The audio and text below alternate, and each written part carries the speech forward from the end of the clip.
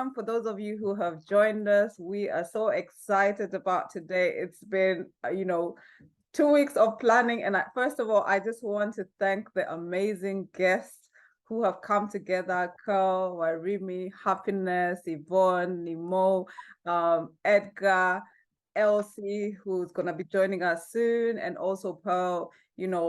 Short notice, they came together, we pulled this off, and I am so excited to be here because this is about, not just about mental awareness. It's about us coming together as human beings to show that, we can still be in a society where we've gone through things, but we've overcome them. We can still be in a society where it's okay not to be okay. And as most of you know, if you follow me on, Instagram or on Africa Healing Foundation, I am a mental health professional, but I've also got lived experience of depression, anxiety, which I still suffer from. And also I'm a suicide survivor. But it shows you that you can still excel in life and do great things. It doesn't matter what you're going through. So we're here today to shine light on unaddressed mental health problems in society, but also not just to raise awareness, but to also show that there is nothing wrong with you having mental health problems, and also to show that there is a difference between mental health and mental health problems. Because I think a lot of the people, when they hear mental health, they automatically think that, it's you're going to go in the institution or you're crazy. That is not the case. I have mental health. I have had mental health problems, anxiety, depression. Those are problems. Mental health is like physical health. The same way you take care of your body when you go into the gym is the same way you should be able to take care of your mental health. So if it's okay for us to say, I'm taking care of my physical health by going to the gym, why is it not okay to say that I am taking care of my mental health so that I can be sane, so that I can be active, so that I can thrive in life? So we really need to start changing the conversations and making it safe for people to say that, yo, I am not okay and I'm going through this. Or I have anxiety, but I am still managing it. So I just want to thank you all for coming along today, and it's going to be an exciting day. Just before I carry on, I am going to introduce myself, and the rest of the team, the amazing team, will also introduce themselves. Because I don't want, like I said, I don't want to be calling out people's names the wrong way. I've got a slippery tongue, so some of the names, Kenyans know what that means. Anyway, so I am Mapanda. I am the mental health director at Africa Healing Foundation, and I have an amazing team, of mental health volunteers who have just been so amazing in putting everything together, all the things that we do. And I just want to give thanks to them, not just them, but everyone at Africa Healing Foundation who are, working together to improve healthcare and reduce poverty in Africa and beyond. And I am so proud of each and every volunteer in our team. They are so amazing. So thank you all. And I'm not taking any more time. I'm just going to ask you all to just mute if you're not on the panel list. And I will hand it over to the amazing Warimi to get us warmed up, because I'm sure everyone, it's morning, we've got our coffees, teas, water, whatever you have, but she's going to get us, at a peak state so that we can get ready for the session. Over to you, Warimi. Okay. Good morning, guys. Thank you for all of you who are here. Thank you for the panelists who volunteered your time to make this day an amazing day. For the participants, we also thank you for taking the time to be here. Now, for our icebreaker today, since we are told how when we take care of our mental health, one of the things we are told is we need to exercise. So I don't know how many of you this morning have done your morning workout, but I will need you to do a brief morning workout.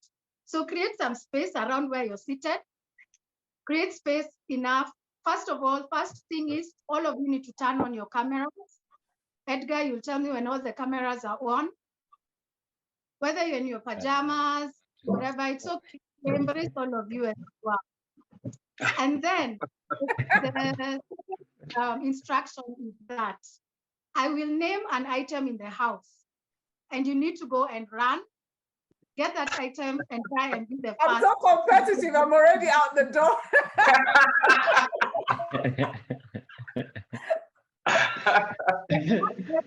To be as quick as possible. And then at the, yes, that is it. So we shall begin with, are we all ready? Yes. If you don't have your camera on, at least put your hands up. So put a clapping emoji that you're cheering us on, please. Okay, will. So, in commemoration of World Mental Health Day on Monday, please go and bring something green in your house.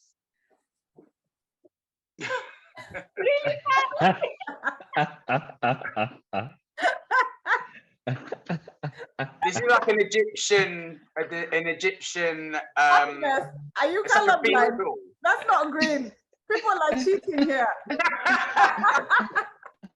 Okay, I'll be back. I've already won. Where are you going? Come back. No, Eve, you have to go and get. I did get. I put my hand up like this. That's not getting. I don't know what's wrong with Happiness and Carl bringing here brown and gray. That's green. It's a green hat. It's dark green. The camera says different. I really. Who was the first one, Edgar? Oh, yes, that is green now, Carl. They're all green. It's a different shade. Edgar, who was our winner for that one? Yeah. Tell the truth. Now I'm confused because Uh, Eve showed her shirt. Yes. She didn't go and get something. No, I did get But- my hands. well, Then we give you. Let the audience say who won. Now let the audience the chat whoever won. I'd give it to Eve then. Thank you. I'd give it to Eve. I think we can allow Eve. Eve, then She's up Carl, before then this Nemo. morning. okay. And the participants, are the participants with us, please?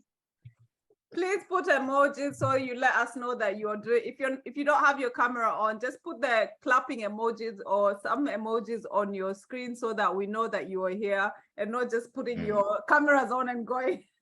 Yeah. Marian says she's here. Go and get, okay? So, Good. this item you need to get. I feel attacked, Edgar. Pair of socks. Yeah, you should. Socks. Did you say socks? Yes. Oh my God. Oh my God. If you want, go and get socks. Don't even have. Happiness, there we go. Yeah. Happiness in.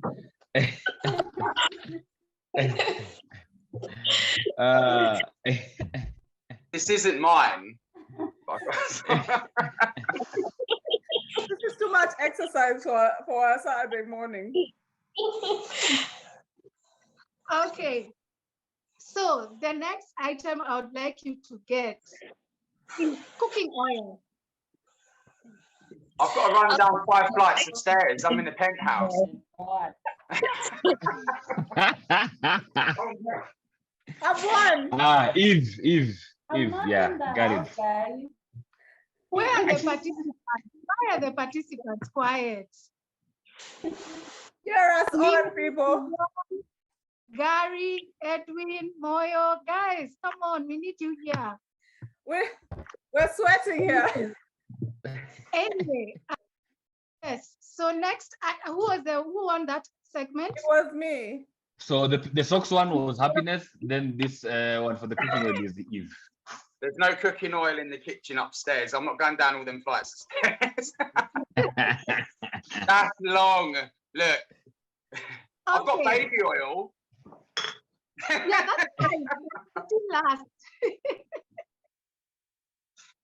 Okay, another item I would like you to get for us is a toilet roll. Ah, You're taking us far.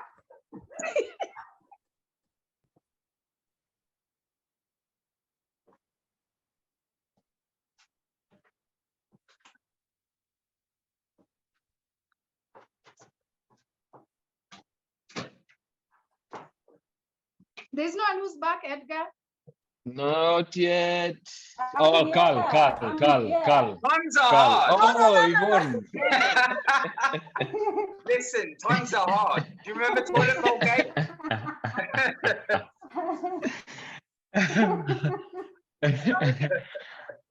Guys, I'm loving this.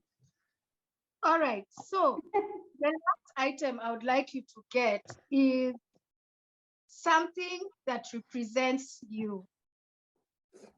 Ooh. Jocelyn. Especially for the panelists, even if your camera is not on, you'll need to introduce yourself. So please look for something that represents you. Get me my journal. I won. My journal. I Mine is have coming. one. Yeah, so the participants Mine can is quite far. they can put it in the chat. Okay. This one I lose.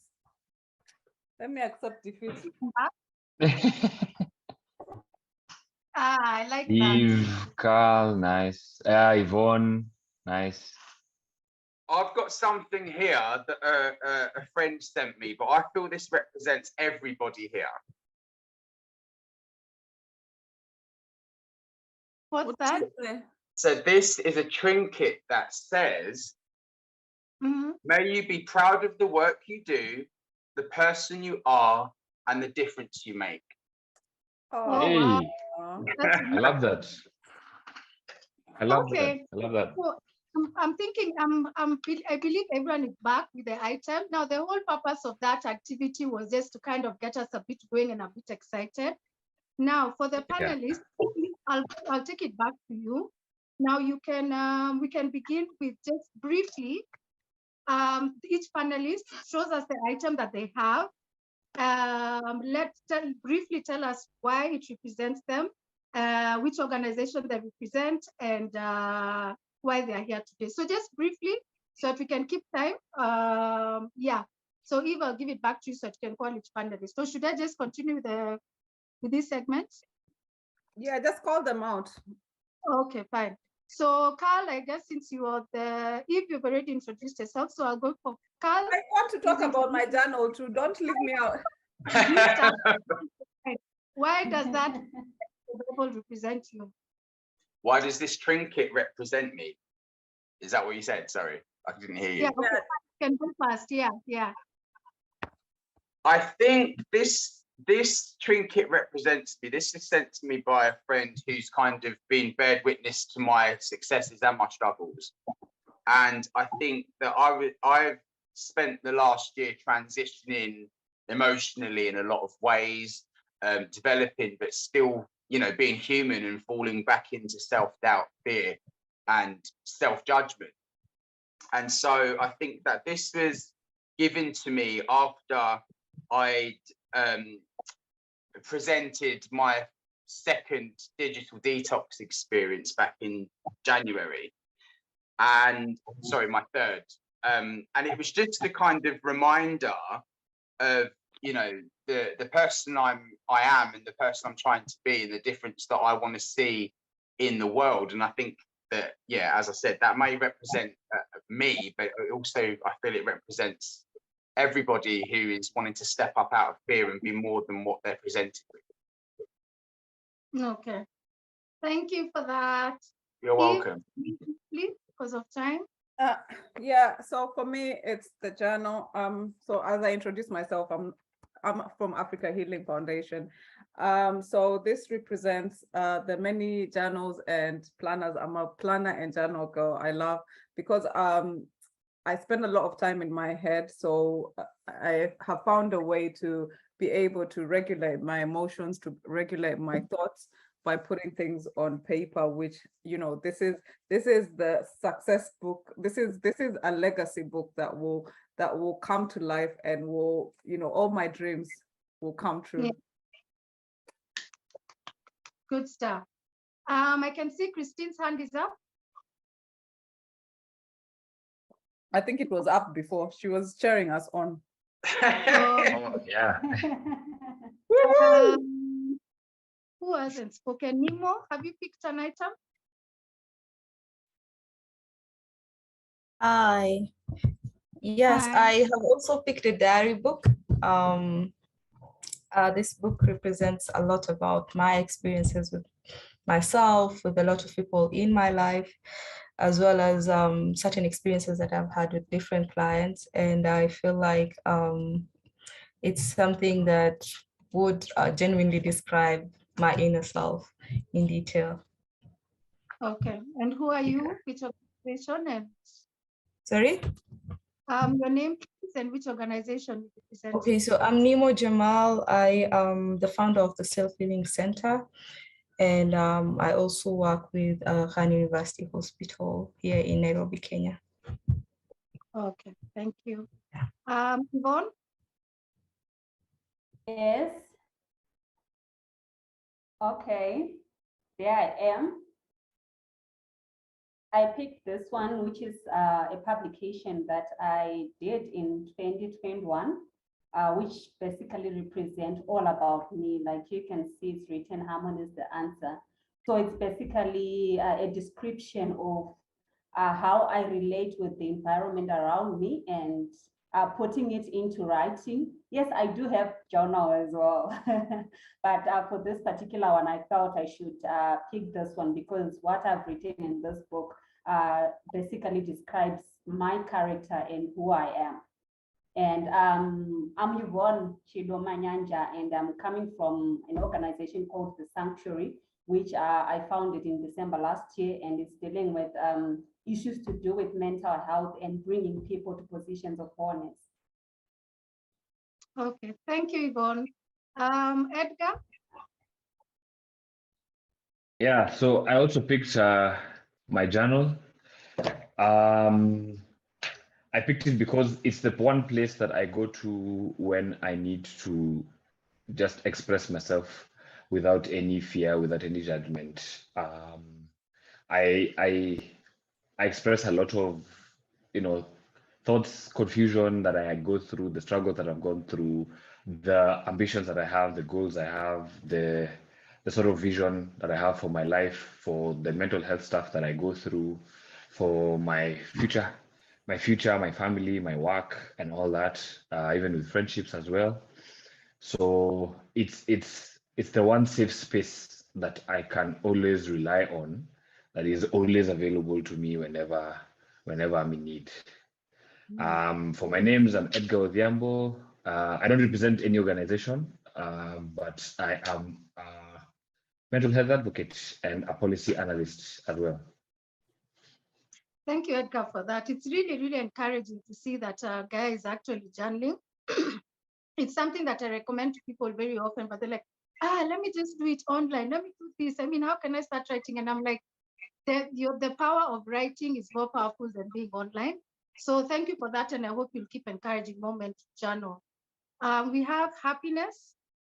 Please unmute. Hi guys. For me, I also picked a journal and a pen. Reason being, this is where I feel like I connect with my inner child. I get to be myself, like 100%, super vulnerable.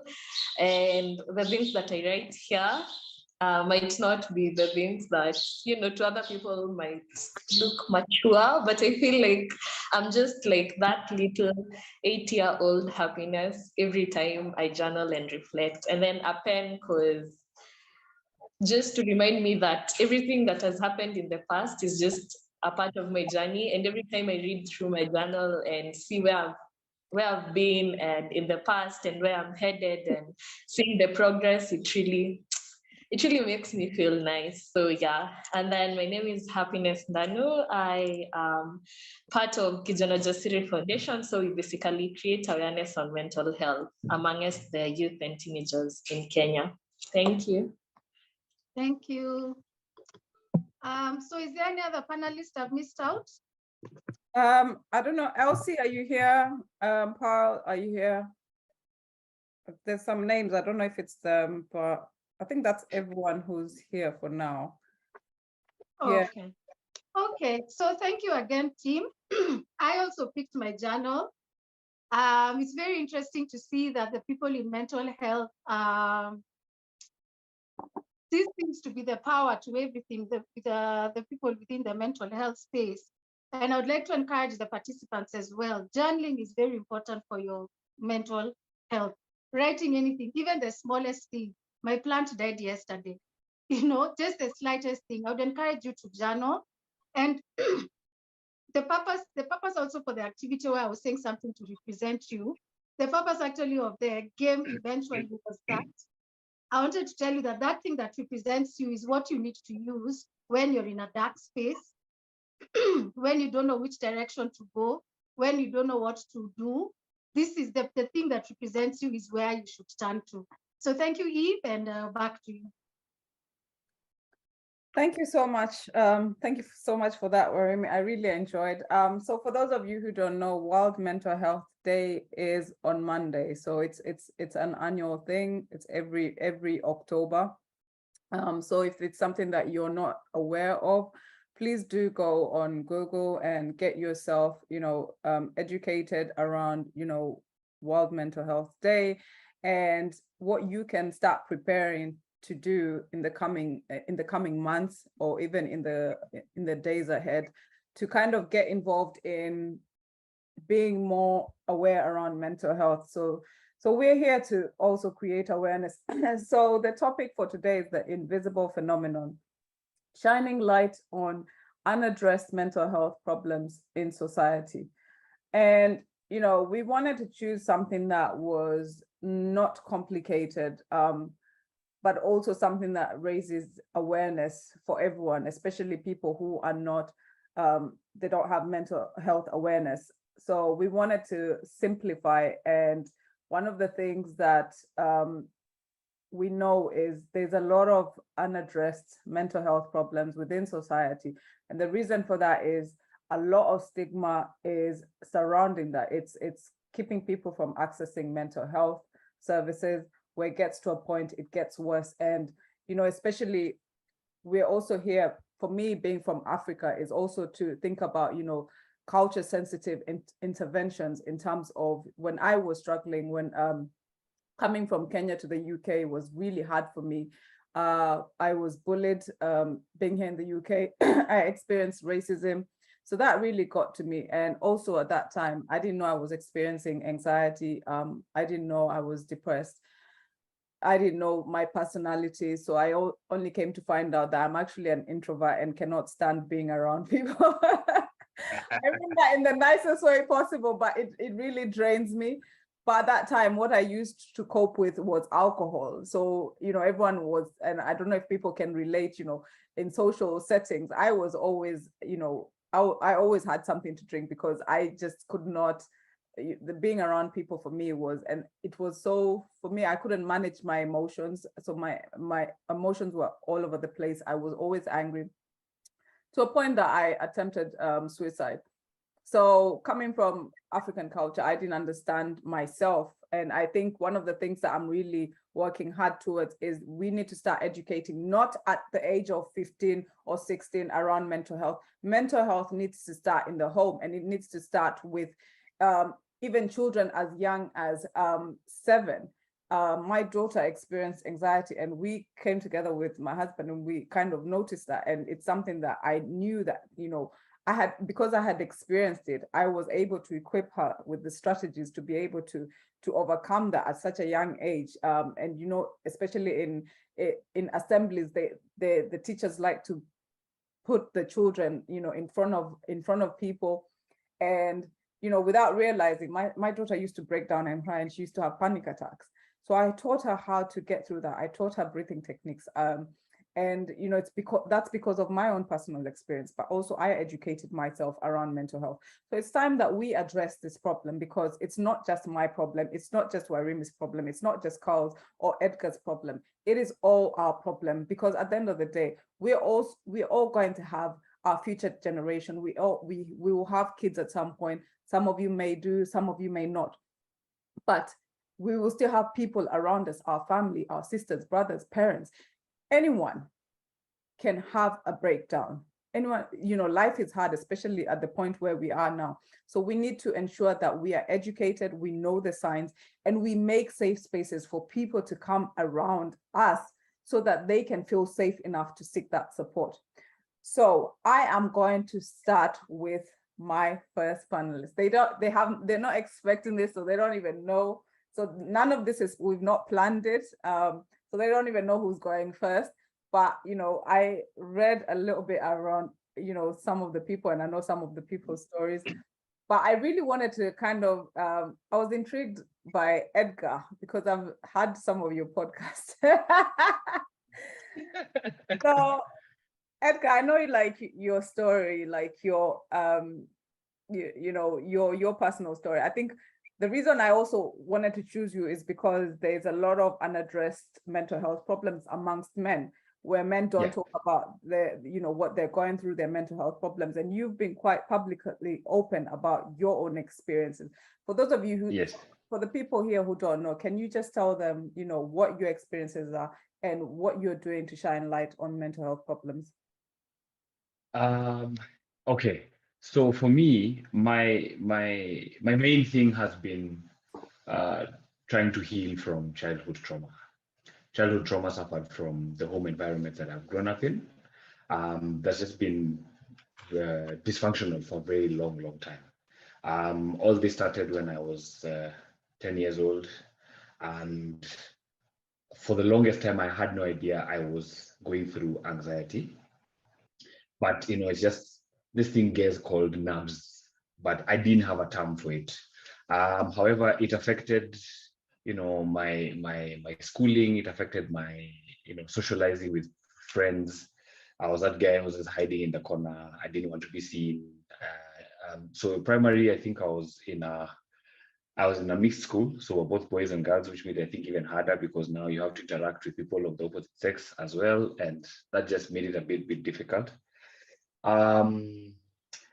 So at some point, I'd say there's been depressive episodes that I've gone through.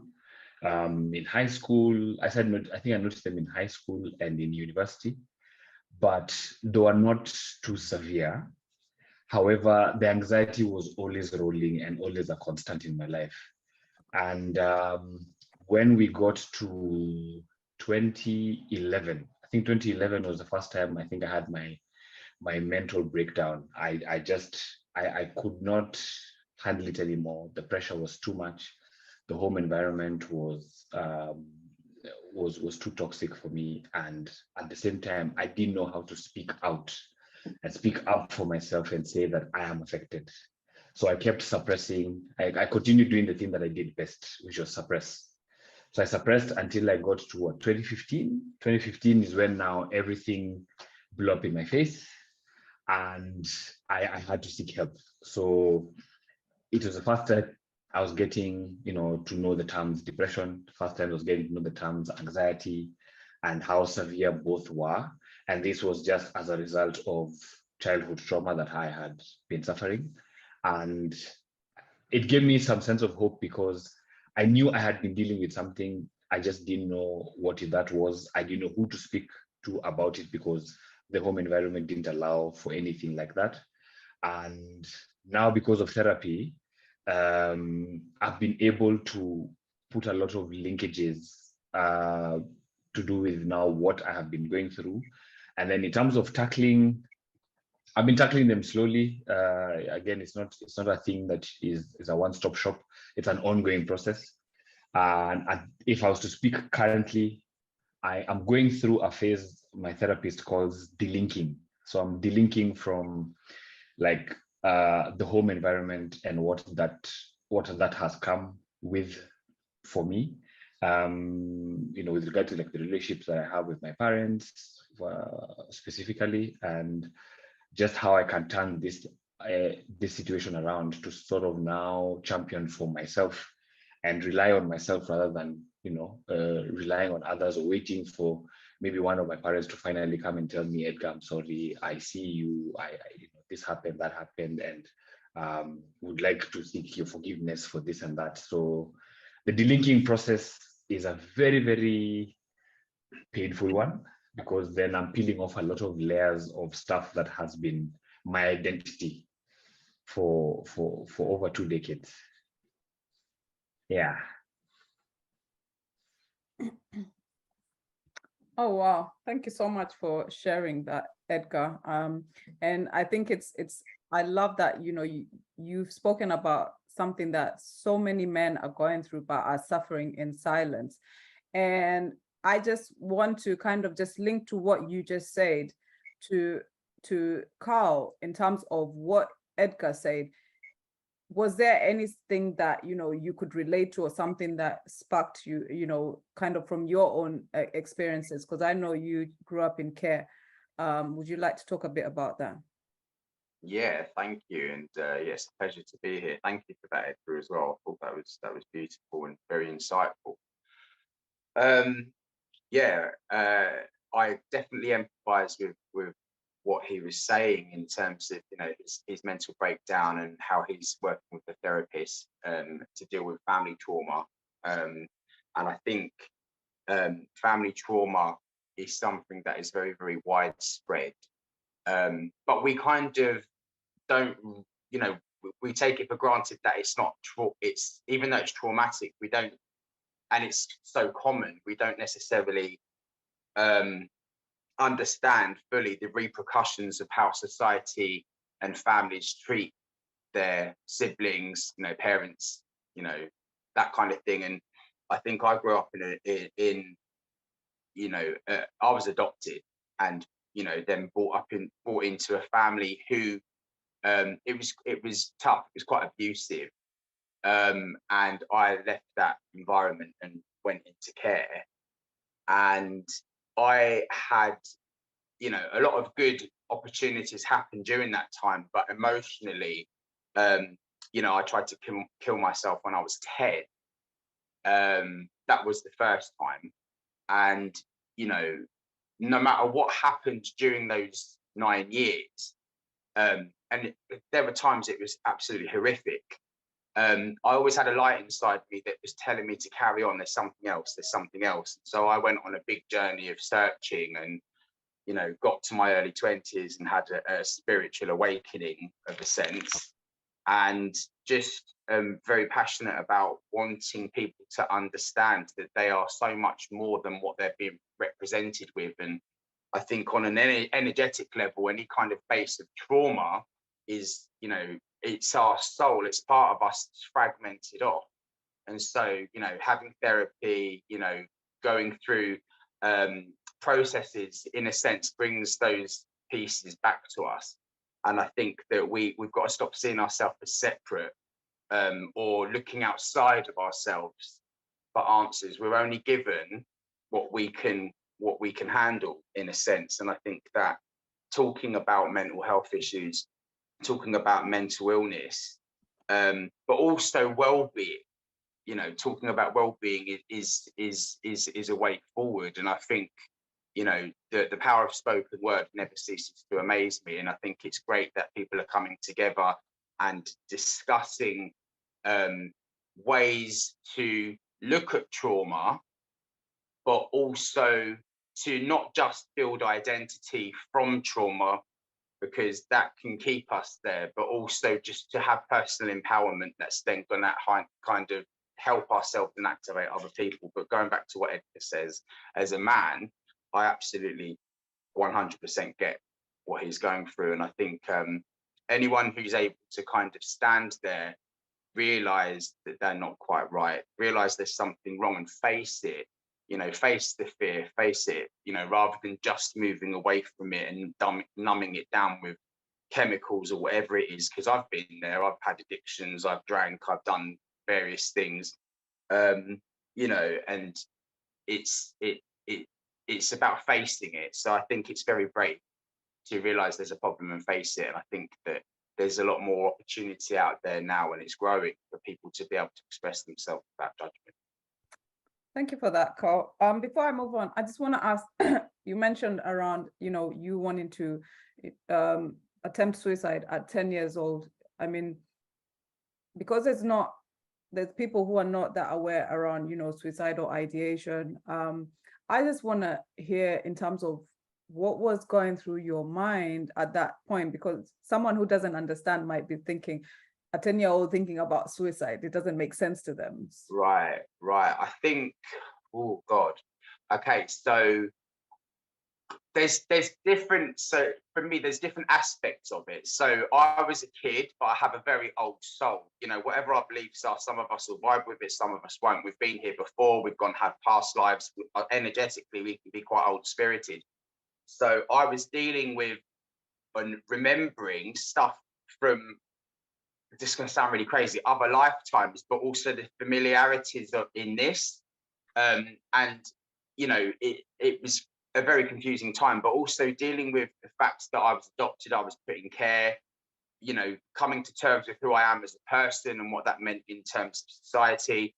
And it got to a point where I sat on a school roof 60 feet up and I put my legs over the side and I wanted to jump. And the only thing that stopped me was thinking about how my parents would be pissed off, how they would feel. And as a 10-year-old, to be so selfless in the sense that you're, even in that time, it was, for a 10-year-old to think of suicide is really something, right? And not many people kind of know that. But to sit there and sit on a school roof and go, do you know what? In that moment, it wasn't about me. It was about how it's going to affect other people. That's what kind of pulled me back. But it's a tough thing. And I think we don't give kids, we were all children once, and I don't think we give children the credit of how intelligent and intellectual and grown up they can be, and just what they can absorb and what they can handle and cope with. I think we mollycoddle our children, especially in Europe. We really mollycoddle them and overcompensate in terms of materialism, rather than giving necessarily the right amount of attention and emotional support. I think, so I think that needs to be looked at. But yeah. Thank you so much for sharing that. And for everyone who's listening, it's, suicidal ideation is real. And if you're thinking, what can you do to support someone, who's having suicidal thoughts? The one thing to remember is just talk to that person. Sometimes, it's just as simple as talking to that person and just showing that you are there. You don't need to be a degree holder to support someone. You don't need to go to school to learn to support someone. You just need to empathize and understand what they're going through without minimizing their pain. Because what tends to happen is, especially in society, when someone is talking to you, we're always waiting to say, or we're always thinking about what to say to them. When someone is talking to you and they're in that situation, just listen, empathize. Don't push on your beliefs onto them or what you think they should do. Let them talk about what they're going through. And one of the things that Carl mentioned there was the thing that stopped him was the fact that, he thought about his parents. So that is called the protective factors. So when you're talking to someone who's going through that, get them thinking about, what really matters to them.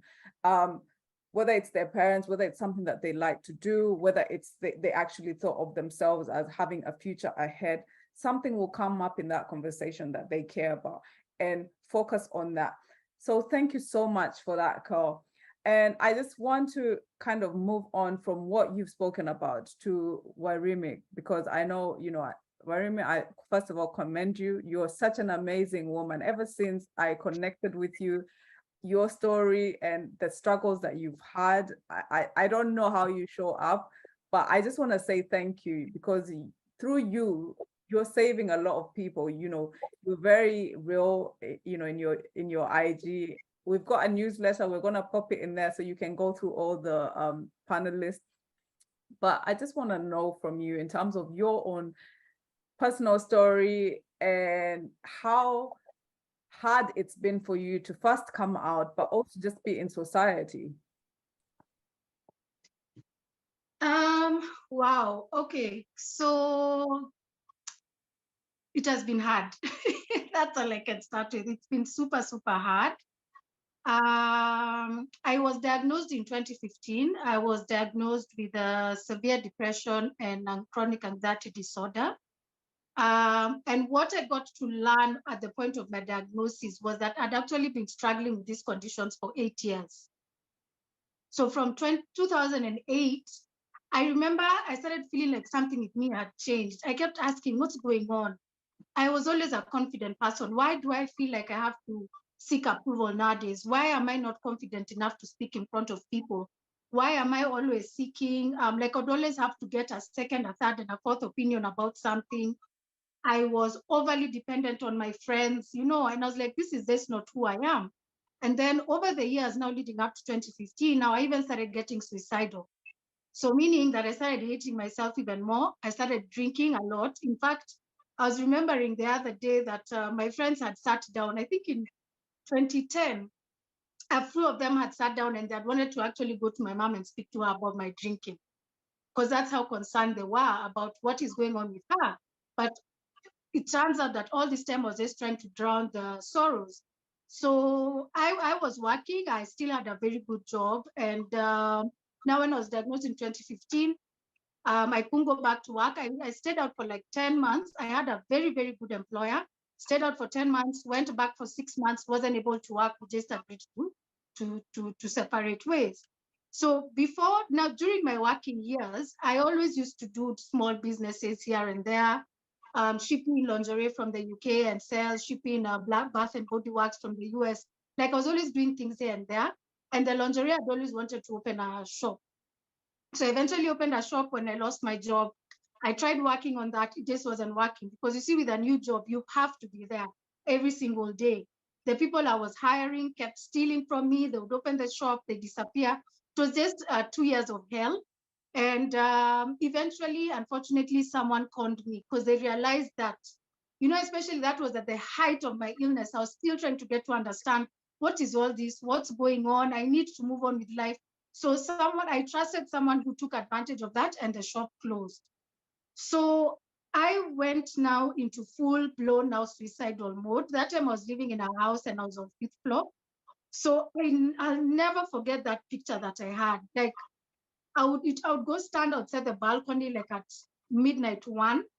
And then the street lights, like the way in horror movies, you see like the street lights and then there's like fog, just the reflection of the fog, street lights, it's quiet, it's cold. So I just look down and I'm like, I think I'll go if I do this. So I kept doing that. Then eventually one day, I just woke up with this very strong conviction that before I take out myself, let me talk to a few people about what mental health is, and then I'll take myself out. Let me at least let me live with some sort of impact, that I helped 3 people and then I took myself out.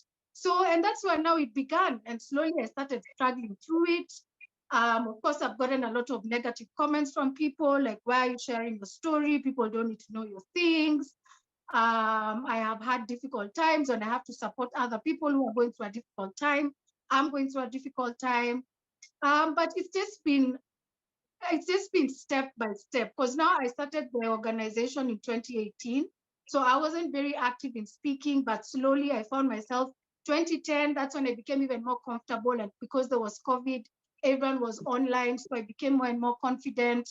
The world was starting to talk about mental health, So that is where now it came from. And I keep saying that the tears I cry, because guys, let me tell you, I cry.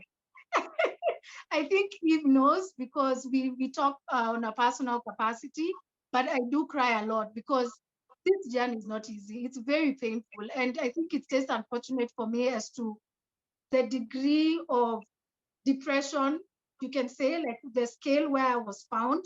So you see, the fact that I was so severely depressed, my life, unfortunately, is controlled by this monster, which is very painful. So yet again, I keep saying I turn my pain into purpose. That's the only thing I can do. So the only thing, it's either one, I sit in my house and sit and watch Netflix and slowly die away, or I wake up, use my pain and tell people, look, this is what happens. This is what mental health is all about. Come here, let's stand together, let's help each other. So that is how pretty much it has been for me. Yeah. Oh, wow. Thank you so much for that. I mean, I think one of the things that you mentioned was, one of the things that also your protective factor was the fact that you spoke to someone. So Yeah. that's something that someone can do, speaking to someone. And I just Yeah. want to, if you were to put it in a sentence, someone who's watching you right now and can resonate with your story, what would you say to them? Wow. What I'd tell them is that living with a mental illness is a journey. Yeah, I personally myself do it. There's this thing of feeling that maybe in 6 months I will be better and I'll be out of it and I'll be able to do A, B, C, D. So I would want to tell them to kind of manage their expectations, because it can be it's very heartbreaking when you're looking forward to doing something and then you're not able to achieve it. So it's better to be like, you know what, this is just one of those days. Cry if you have to cry, deal with it if you have to deal with it, and then wake up the next day and see, okay, is today a better day? Can I deal with this? And we keep moving on. So it's just a day by day by day step. In fact, even yesterday I posted on my Instagram, I've been well for, let me just mention to guys, from February of this year to, wow, I'm getting so emotional. Oh, bless you. From February of this year to about August, I was struggling with anxiety, and it was so bad that I had to be admitted for about 2 weeks. I came out, I wasn't able, like, I honestly didn't do anything this year from February to August. All I used to do is when I wake up, the only thing I was doing was to leave to go to hospital and back home. I would try and go for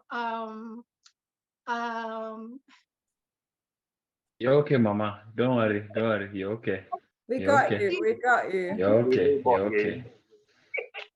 Cry if you have to cry. Listen, we're here. It's already power that you're saying this. So In fact, I keep saying, I think I'll start a crying therapy session. You know, you have a session with people. Let's sit down and just. and then you just cry. Yeah. I'm with you. I'm with you there. Yeah. So I mean, because I think this year was particularly very hard for me, because you can imagine from February to August, I wasn't able to do anything. Just get up, sleep, wake up, try and meet people. I can't meet people. I'm getting anxiety attacks. So it's been very difficult. And then, so from August, September, October, at least I've been well until yesterday. I am happily skipping in my house. I'm making bread, making toast and all that. I learned how to perfectly burn my toast, perfectly. So I'm very busy making perfectly burnt toast. And then suddenly I start feeling dizzy. I'm like, oh my God, what's happening? I start getting heart palpitations. I'm like, bus, now this is now a heart attack. This is not even a panic attack. I've not felt like this. So actually, and the funny enough, Edgar was with me on text. So I had to go through that. And then can you imagine, after the panic attack, I ended up sleeping. I woke up and now I am well today. So it's just now another reminder as well that it's a journey. Unfortunately, it's a journey. There are times it will come, it will mess you up, but you just have to wake up and move on. And then I want to go back to something that Edgar and Carl talked about, family trauma. I really admire people who are able to openly talk about family trauma, because my condition also came from family trauma. And the worst thing is that this trauma it's still ongoing, you know, and especially it came from my dad. It doesn't mean he hasn't changed. He's still who he is.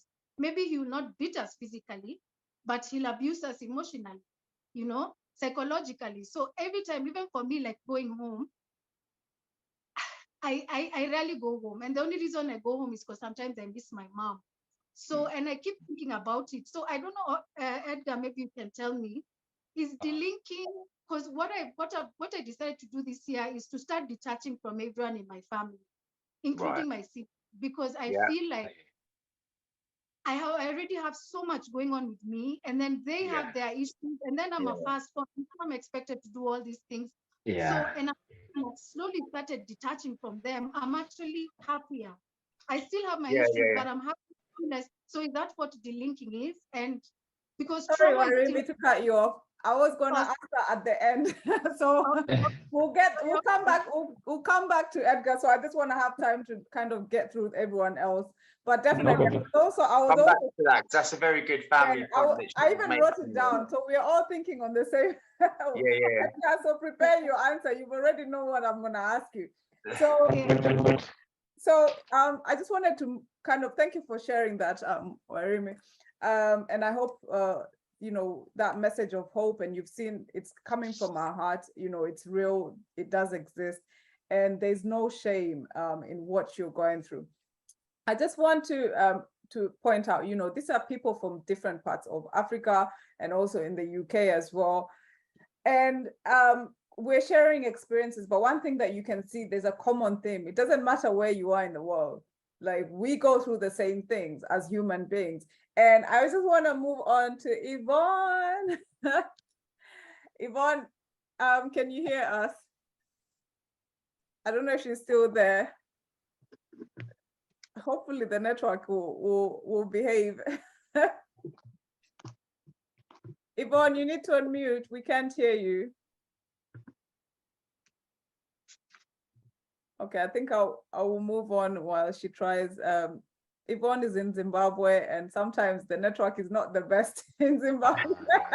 Okay. We'll wait for her to come back.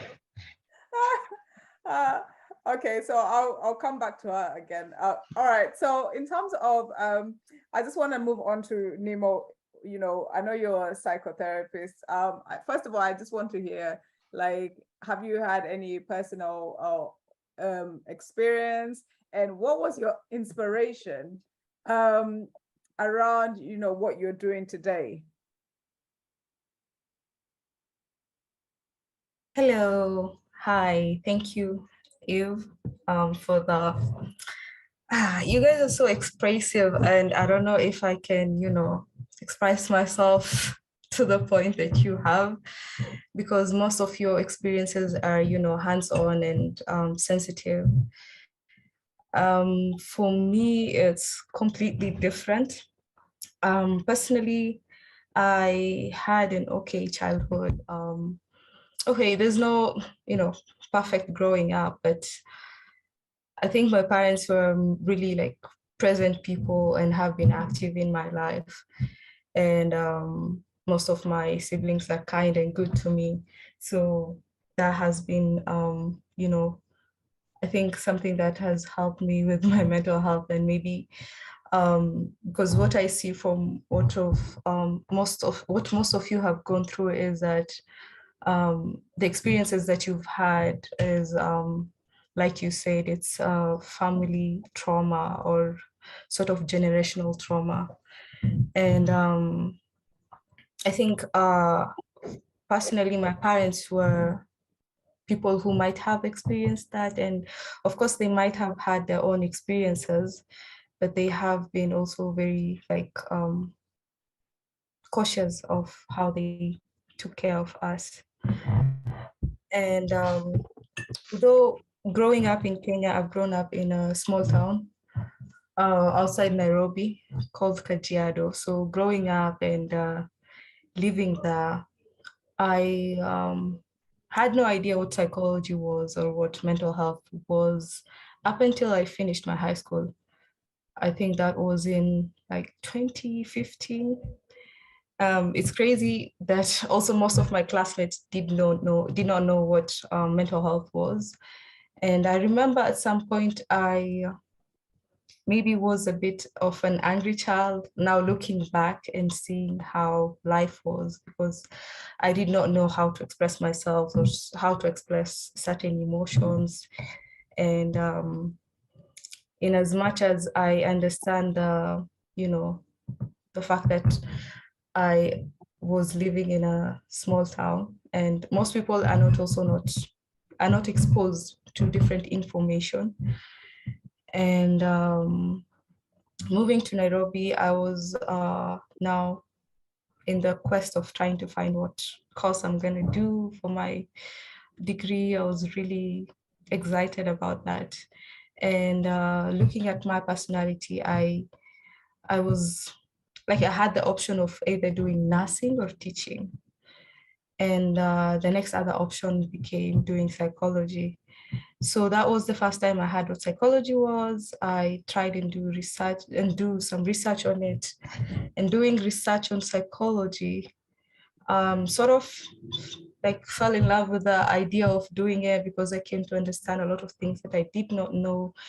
And I just decided to go for the course. And with experience and exposure, I have really like gotten to fall in love with it day by day, because I've come to understand how much of an impact it has had on people around the world and myself. And I am like, currently as I speak, I don't think I have known myself as much as I know myself right now. And I think that is the major growth that I have had with mental health. And another thing is that I have learned to really empathize with people and really put myself in other people's shoes. And now, as I speak right now, and hearing Edgar, Carl, Warime, you all expressing your stories, and I'm just like, okay, I've also been missing out in getting to, just see the raw and the real experiences that people have out there. Another thing is that I have, it's an epiphany altogether. I recently also, I have been realizing the importance of this topic that we're discussing today, because of, again, looking back at my culture, very reserved in things to do with mental health. And it's a field that is growing currently, and it's a field that is gaining awareness. And there's been, I think last week, there's been a very famous podcast that has been, I don't know if you guys have heard of it, but has been trending, which talks about a lady called Hannah, and it's a suicidal story in relation to my community, and how we sort of maybe view it from a sense of, I think different people with different perspective will view it differently, but point of being possessed or having issues with jinn and stuff like that. Yeah. And yeah, and so this has been also an awakening for me and a lot of people.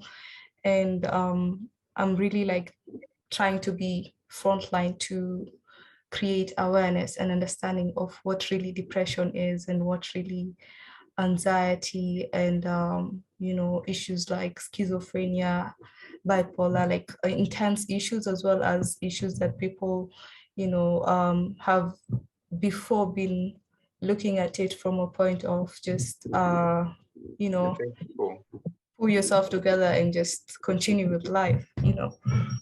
So I think that's really how I view it, how I see it. And I hope that it is impactful, and I hope that at least I can be there for someone who is feeling alone and feeling unheard and is struggling with mental health altogether. Thank you so much for that, Nemo. Can you please do me a favor and just pop the podcast in the chat? Something that's interesting, and I look forward to listening to that. And I think I like the fact that you came in from from not an emotional perspective, but from a practical, where you're sort of like a psychotherapist, and we need to hear that in terms of how you see things.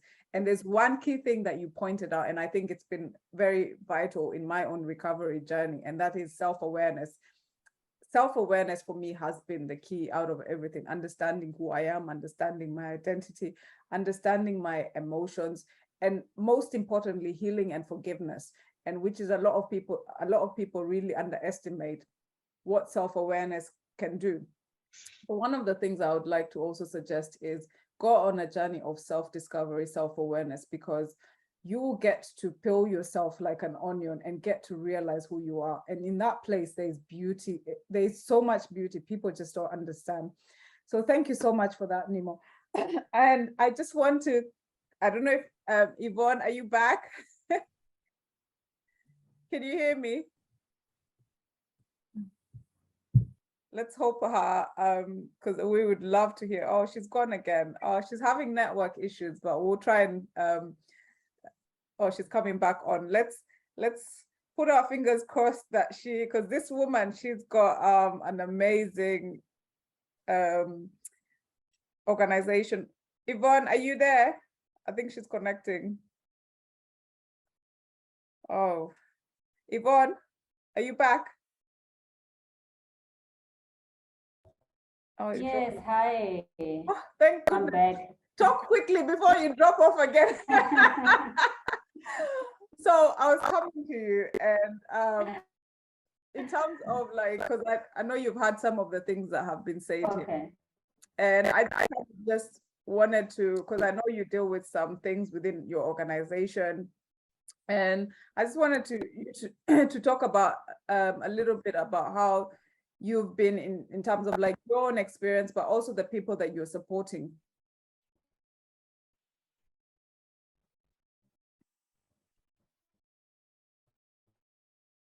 Okay. Maybe let me start with my experience. Personally, I grew up without parents. They passed away when I was 4. And because of that, I was changed from one house to another. And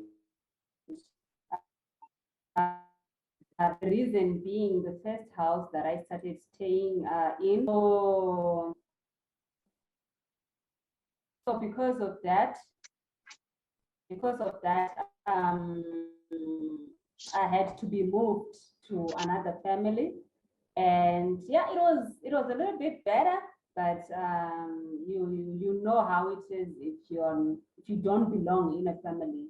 But then they had everything, but you know the fact that you're not their child, there are certain segregation tendencies that I would get.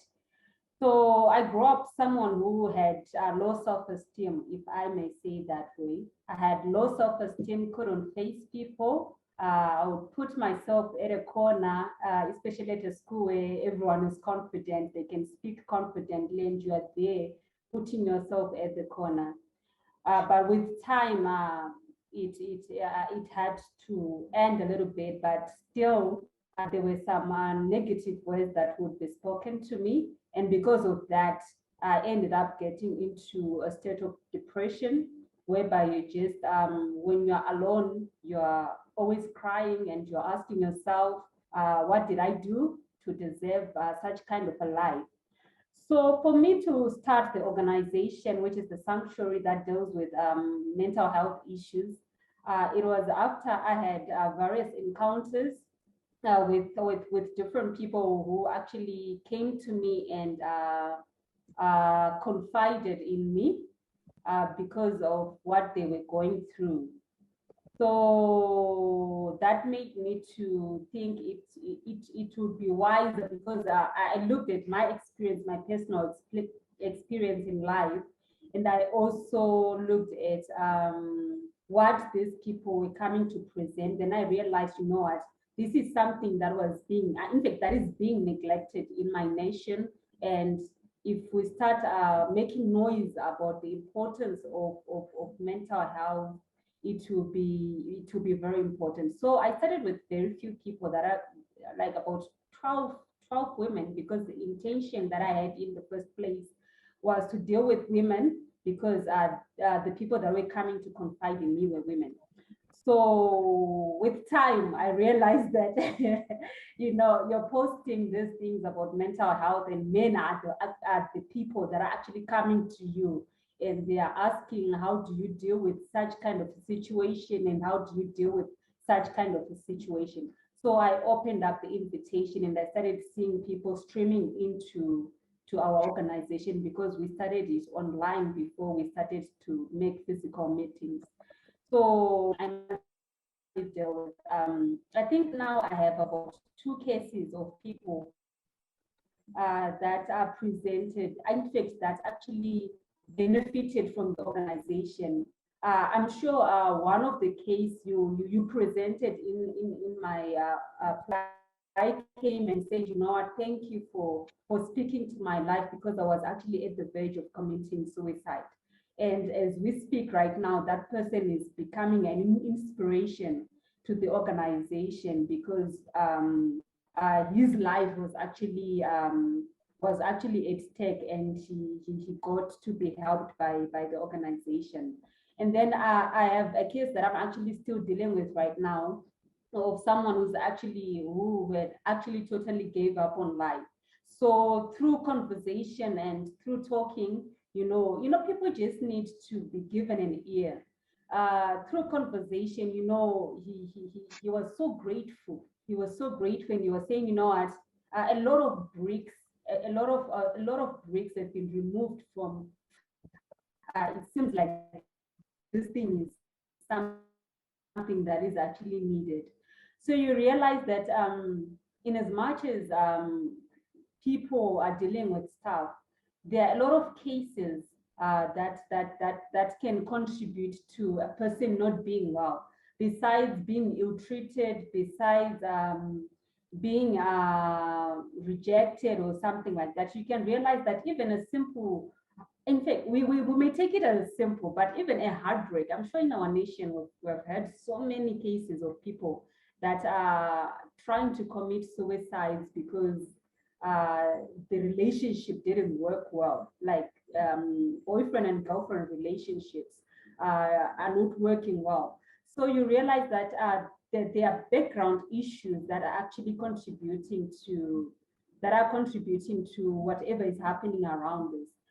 And to make matters worse, in my nation, I think it's actually a cause for concern, because besides general issues like maybe family issues and relationship issues, you realize that we are in a nation whereby the economy is not stable.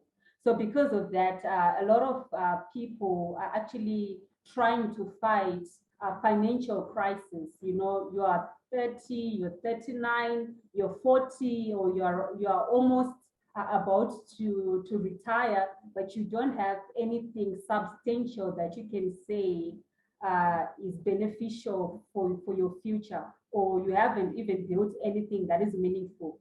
And I was talking to this friend of mine, and he was joking around that, I think it's best for us to cohabit, in our generation, because we don't even have the monies to pay the bride price. So these are the issues that are stressing people out.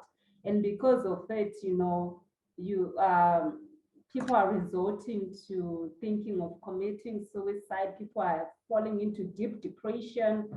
And it's actually said that we are living in a community whereby a lot of people are now more concentrated on themselves rather than on what the next person is feeling, because you'll be surprised that in each and every moment, whether you are commuting to your workplace or you're commuting home, you're seated with someone who's so stressed out. Especially in my country, it's very noble.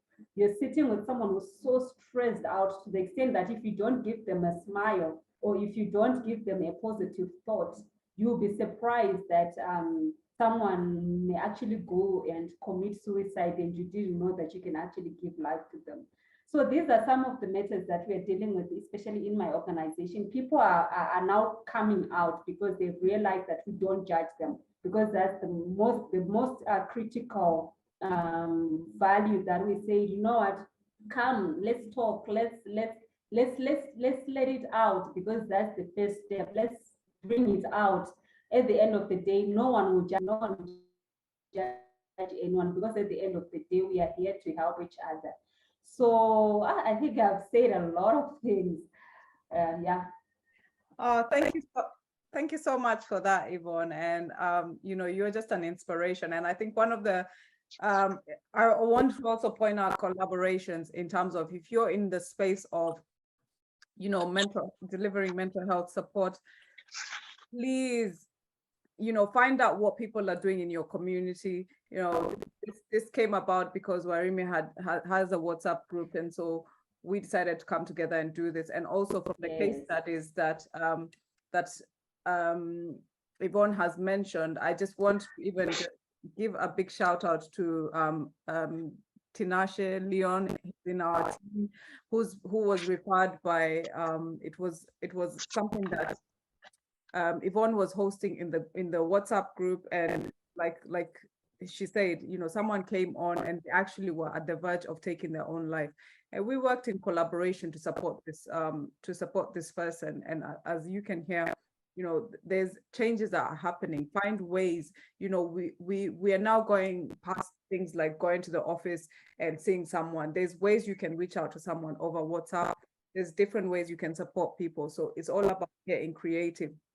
Now, as we get to our last individual, and I am so excited. I've been stalking you, Happiness, and I love your name.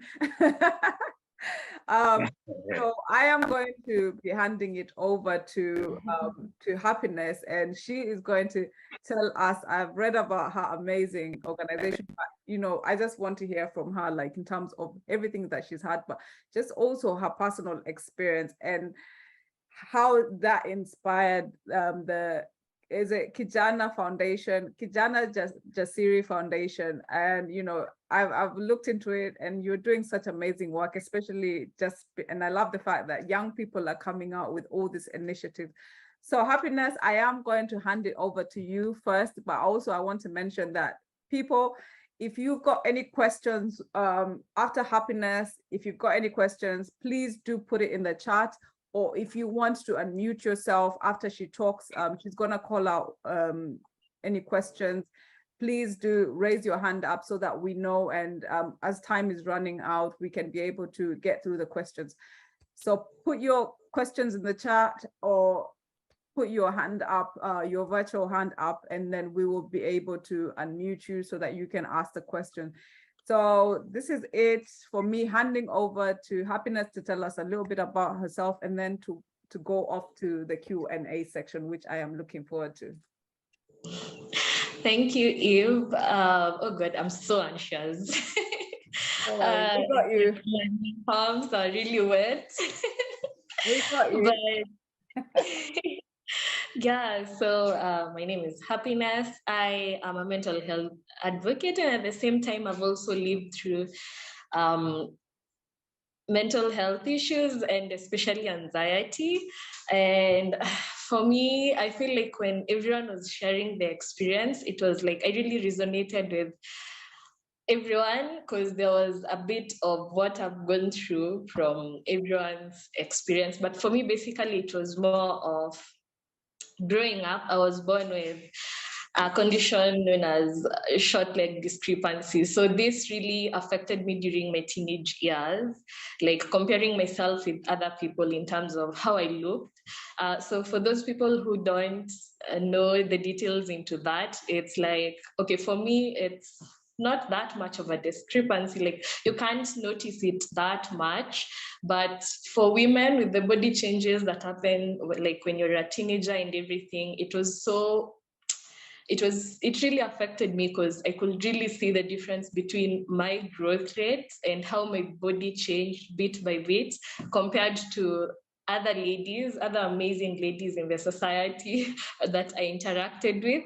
So for me, it was quite a struggle, and I really bottled in this so much. And fortunately or unfortunately, the fact that where I'm coming from, like my family members also couldn't understand the same condition, because it's something that hasn't happened before in our family lineage. So it was also a challenge for them. So at times, that's why nowadays, even at times when people share about how much maybe the family isn't as supportive, I somehow understood my family, because it was also a new experience for them.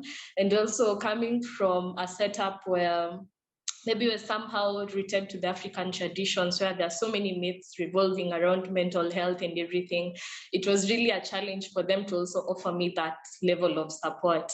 But luckily, growing on like past my high school experience all the way to campus, I came across an amazing community where people are more vulnerable about the issues they were going through. And it was more easier for me to link up with professionals now who would help me me walk through the journey of self-awareness, also dealing with self-esteem and gathering the courage to be more vulnerable and also reach out to other youths who are really struggling with that area of self-esteem and also struggling with anxiety. Because if you've ever experienced those scenarios where you feel like you're having that low self-esteem, it normally, in most cases, it normally goes hand in hand with anxiety. So it's a work in progress. I can't say like I've fully overcome the whole experience, but the more I talk, the more I have sessions like this, like for me, it was more, I feel like we would have just set this meeting like a full day webinar where we just talk and talk and talk, because I feel like such platforms gives us an opportunity to also learn and know that we're not alone in this journey. So I'm really anxious, so my thoughts are not well put, but I do have some questions, so I'll just dive into the Q&A section. And before I pick one question that was directed to Edgar, maybe before we can move to now the specific questions, you can also start by sharing, like, my question to you as the panelists.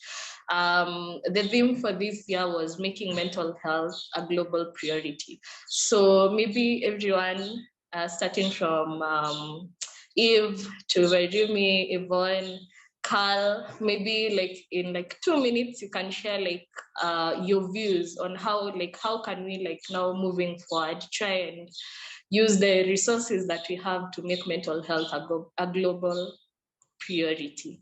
Yeah, we can start with you, Eve. I think we'll say 1 minute. Everyone, 1 minute, because we need to get Q&A from the audience. Yes. I think for me, making what I'm doing, the responsibility that I'm taking as an individual, but also as an organization of Africa Healing Foundation, is to bring together people to work, collaborate, share, create awareness, but not also just looking at people as individuals, it's communities, and linking the West and Africa and even anywhere in the world where we can work together to create that awareness. That is me playing my part, having to, for us as an organization, we have sessions like this. We've got a WhatsApp group. We've got somewhere we share on our platform, social media. So it's mainly reaching people through social media and also opening up about our stories. So that's me. Yeah, thank you, Eve. Then Carl, you can go next.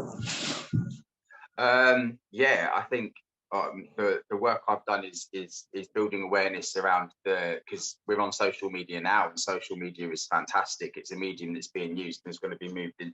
It's going to be used continuously in the future. But it's just about promoting awareness around social media and the anxieties, the fears, the depression, the negative mental health that it can bring up in people. Identity issues, comparisons, and that kind of thing. And so that's what I want to do, moving forward, is to create more awareness around young people and their attachment to online culture, and finding a balance and realizing that that nothing is outside of us. Often we get busy looking at things and distracting ourselves, and just knowing that we can come into ourselves and everything we need is right here. Thank you, Carl. Yes, so next I'm really trying to stick to 1 minute. So Nimo can go next, and then Wairimi. Okay, so hi. For me, I think what I'm currently doing is maybe sharing stories that are related to mental health, especially depression and anxiety and suicidal cases that, with consent from some of my clients, and just writing it up and posting it on my Instagram. Also trying to create awareness through, talking, being part of such panels and being active in basically maintaining the conversation of mental health awareness. I'm also trying to talk in different platforms in relation to mental health and specifically also Islamic societies and how they impact people in general, and the difference between spirituality and mental health, because I feel like that is also a huge misunderstanding that goes around. Because I know of cases where a lot of people I know talk about their mental health issues and they're told to maybe go read the Quran or just you know, cast out the Satan and stuff like that. So trying to create that awareness in relation to the difference to spirituality and mental health has also been hugely part of what I have been advocating for and sharing. So yeah, that's my part so far. Yeah, thank you. Then Wairima, maybe you can go next so that I can, then Yvonne, so that I can wind up with Edgar as I ask the next question. Okay, fine. Well, so pretty much for me, my advocacy actually began with a focus on the corporate world. And by virtue of this and based on where I used to work previously, sorry, I have a kitten here, stop it. Yeah, so having worked in the corporate world previously, of course, I had a lot of interactions with people in the global space or even people in Kenya, but they are from other countries. So that's where I had started my advocacy, like a corporate and global, until now recently when I decided to come back down to the community, because that's where now we can grow now from community level up all the way to the global level. So you can say right now, I'm now operating on the global back into the community, right? So letting know the community, the global, this is what is happening in the communities in Kenya. So by having those contacts, now it's helping me come back home. Yep. Yeah, thank you, thank you. Then next, Yvonne, maybe you can share in 1 minute, and then Edgar. Okay, for me, I'm making use of WhatsApp platforms where I'm holding some seminars, and also I'm trying by all means to make use of the influential people in our society, that is the pastors. Normally, I do invite them to be speakers in my organization and also engage them at a personal level so that whenever they go to their different churches, they can also address these issues that are dealing with mental health. And also, yeah, making use of Facebook as well as physical. We are going to be doing some workshops in different tertiary institutions, churches, as well as visiting organizations. Thank you, Yvonne. Then Edgar, you can go next. Wait, before you go to Edgar, can you tell us what you're doing? Refer the question to yourself. Oh yeah, okay. So basically, I think you have a question in the chat before you move on to Edgar. Okay. For me, I feel like what I'm using, okay, you did gosh, my anxiety. I already forgot that you spoke about Kijana Jasiri. So yeah, I do run an organization called Kijana Jasiri. So in translation, that means a brave youth. That's Swahili, that's a Swahili name. So for us, we normally do more free up sessions, like in the local setups, like maybe we can plan for meetings and meet like 5 people, create more of a safe space, an open space where people can share their experiences. We also go to schools and areas like, you know, setups where the youth are gathering or holding events, and now share our stories, and at the same time link people to professionals like Nemo and the several advocates that I've interacted with. So I feel for us, we can make mental health a global priority by going to the ground, to the local setup, and just speaking to those people from their level of understanding and creating that safe space so that you can talk. But I also appreciate the fact that we also have social media. So from the comfort of your own home, you can always share and create awareness. So I feel it goes both ways. And it's also necessary to go, to the ground and just talk to people face to face and share your experiences and solutions from their level of understanding, because it really helps. Yeah. So your question in the chat. And somebody asked, so he asked, what did you go through in terms of body development? Was your development slow or fast? Mine was slow. It's still slow.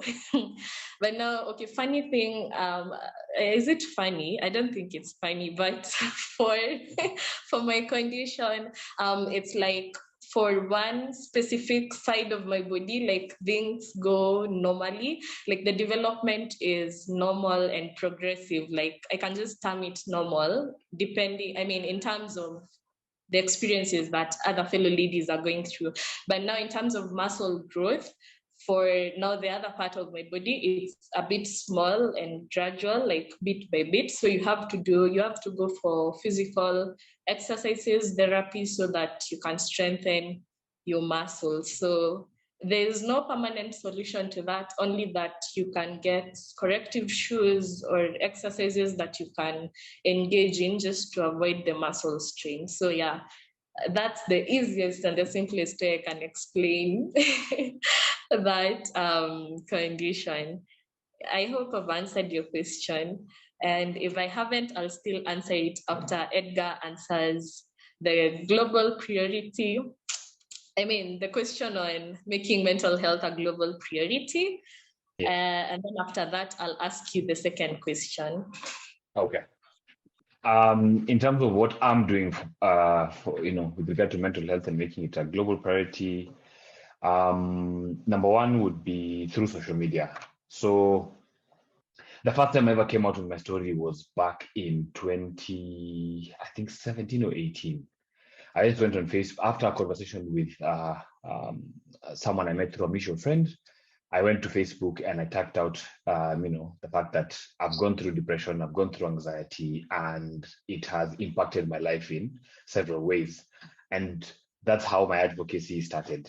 And since then, now through my Instagram page and my Twitter page as well, I just post relevant stuff that I feel I post content that I feel would be relevant, not just for me, but for the people who follow me. I'm yet to go to the place where maybe I'd make my Instagram profile public for everyone, so that I can keep on with the outreach that I've been doing.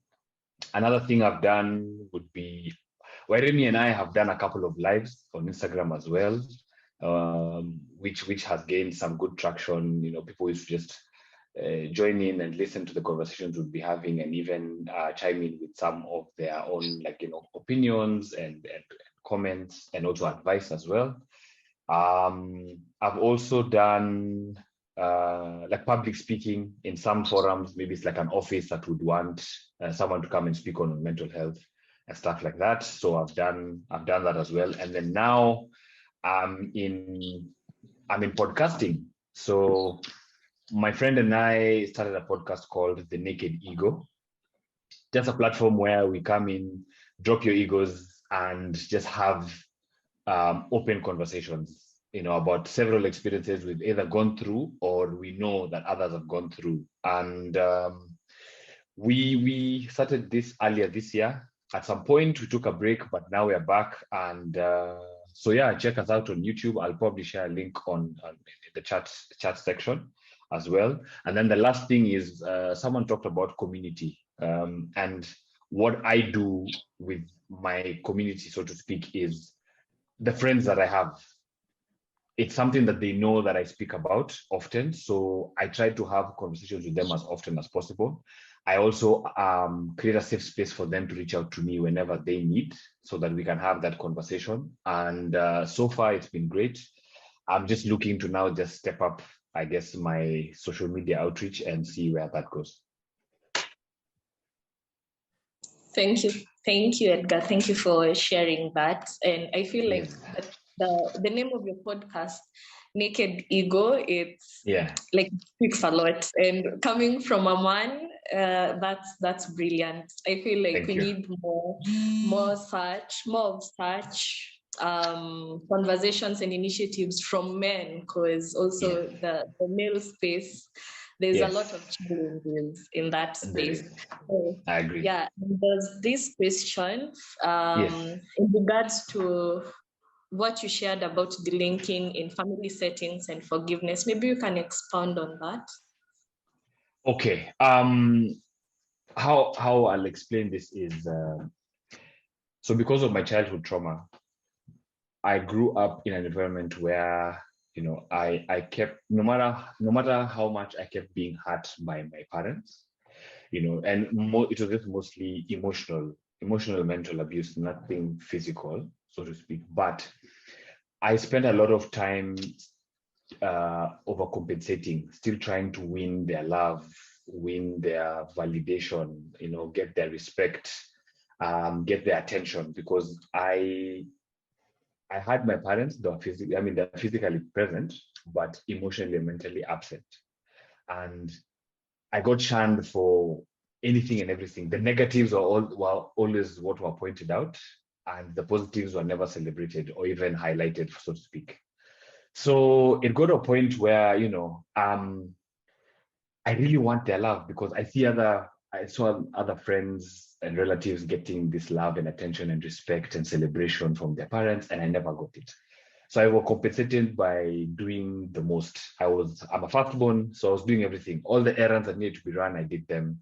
Housework. It didn't matter how many times I disappointed my parents. I took it in, and I still went ahead to wake up the following morning and want to do more.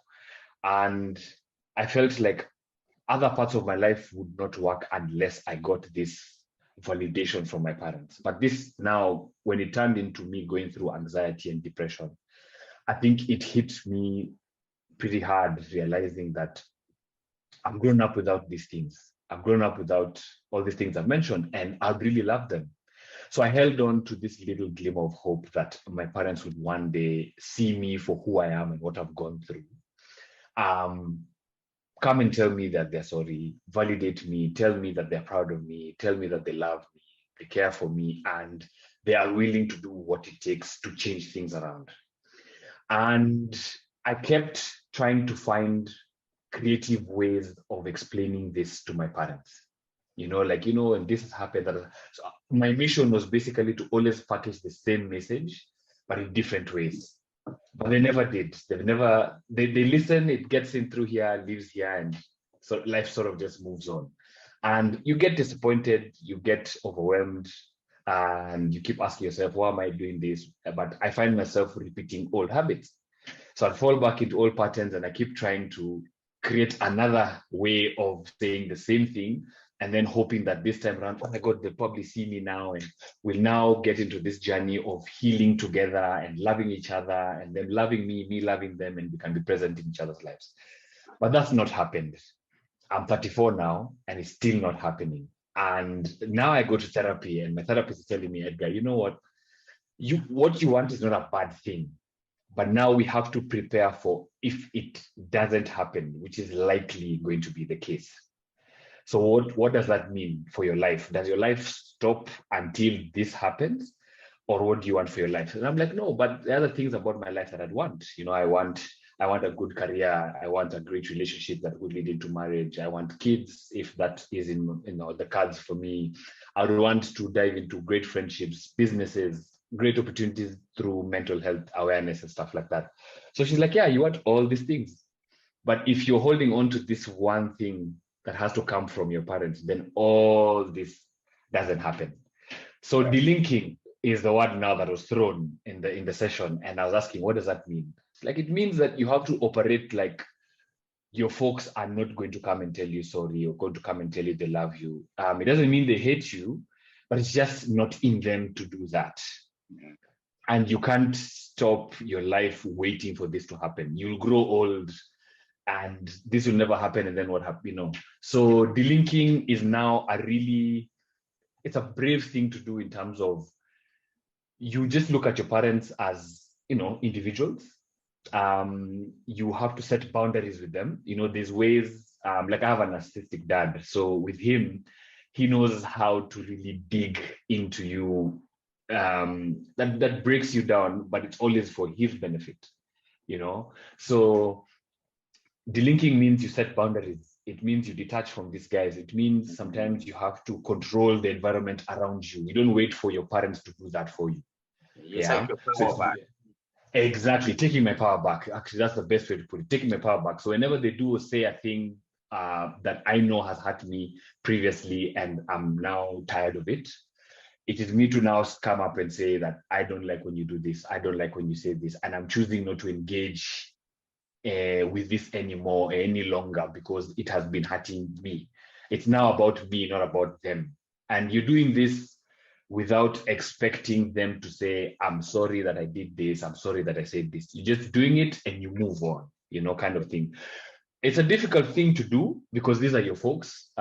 These are guys who've been in your life, you know, they're not been at a distance, they've been there, but I see the necessity in doing it because then it opens other avenues for me to explore friendships, to explore things like what we're doing today, you know, with this session that Eve has put together, and the many other parts of my life that I'd like, you know, positivity in. So it's not an easy thing. It also involves challenging old habits and challenging them as an individual. You don't wait to do it with your parent. You do it as the individual, you know. So it involves a lot of second guessing sometimes, uncertainty, physical manifestations of anxiety, you know, because like for example, like I live in the extension of the main house, and there's sometimes I have to go to the main house and access some stuff, and there are days I'd feel like my heart beating or my chest getting really tight, and that's anxiety, of course, because I'm about to go to the main house and chances are I might meet one of my folks. And my therapist just told me, Edgar, it doesn't, even if you experience those things, don't stop yourself from going to do what has taken you there, you know, sort of thing. So if you meet your parents and one of them tries to do or say a thing that will, you know, sort of shake you up a bit, you're expecting that it's going to happen because it's happened in the past, but you're going to manage it. You're going to do what has taken you there. And if it deems you to put up a boundary, put it up, do what has taken you there and get out of that situation. So I'm still practicing it. I'm not perfect at it. It's something that I've been maybe doing for the last maybe 2-3 months. It's some hard work. It has a lot of meetings. I call myself to a lot of meetings before I do all these things, but I see the need for it. I see the benefit for it, and I'm just going to try and keep it up. That's amazing. Yeah. Could I add to that? Thank you for sharing. We're time-wise, so just something short, Carl, and then I think we've got the audience. All right, cool. No, I just wanted to say to Edgar, I completely 100,000 trillion% get everything and resonate with everything you've just said. And I think, you know, we become people pleasing to our parents, and Eve put in the comment section about, you know, we have to remember that our parents both have had their conditioning, their trauma and stuff as well. And I think, you know, sometimes, you know, the highest form of respect, especially for me, is to love from afar. And that's kind of what I've done with my family. I went through childhood trying to people please. I was a performing monkey. I went into professional gymnastics, trampolining, swimming, acting, dancing, and it was I never felt it was good enough. It was always very played down, and no matter what I did, there wasn't that acknowledgement. And it got to a point where you have to just realize that they're not going to change. You have to change yourself, and you have to come into your own and realize that everyone has their own way of dealing with things. And, you know, you learn as you go, and you can just learn to love from afar. And, you know, disattaching yourself from that can sometimes be a very powerful thing, and we shouldn't be afraid to walk away.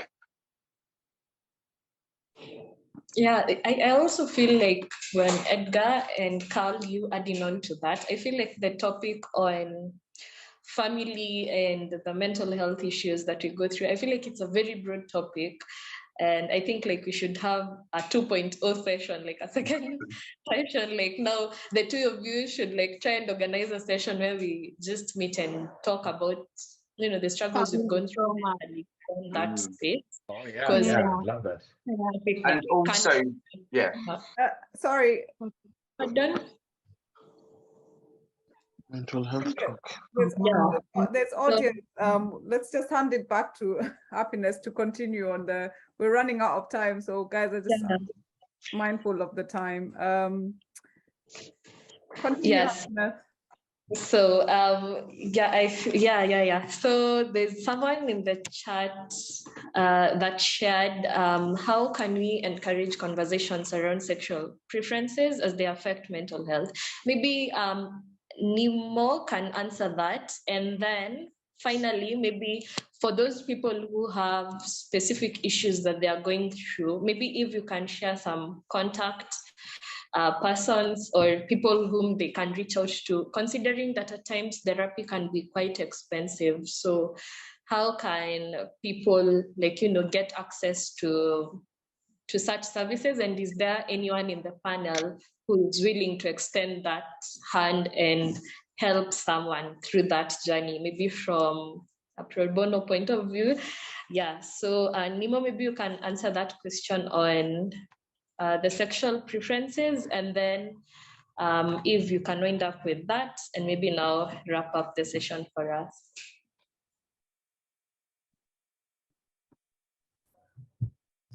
Hi, Happiness. So thank you again.